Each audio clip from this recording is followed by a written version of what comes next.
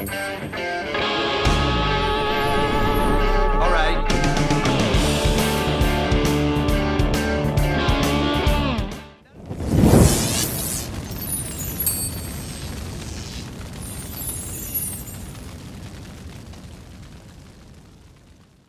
We wanted a horn from day one, but we couldn't find the right person.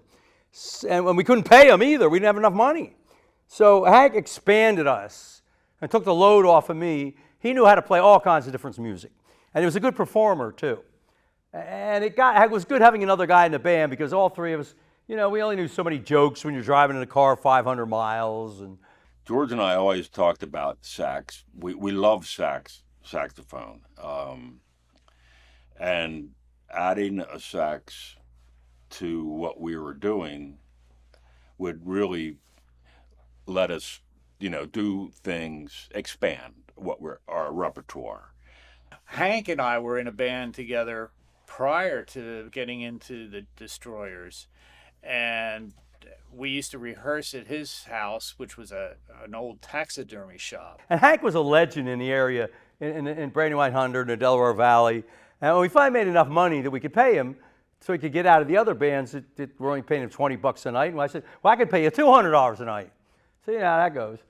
So that was a big help. He was well known around Delaware for his sax and guitar playing. So after I joined the band, George had always said, someday we could get a sax player, take the load off me. And I said, hey, I know a guy, Hank, and we'd see Hank playing with all these other bands in Delaware, and George kept saying, hey, how come he won't play with us? And finally, by 1979, we were making enough money to be able to add another piece to the operation. And I think George always had in his head that needed help. I mean, he was doing all the solos and all the rhythm guitar. Yeah, and plus he could play guitar too and bass.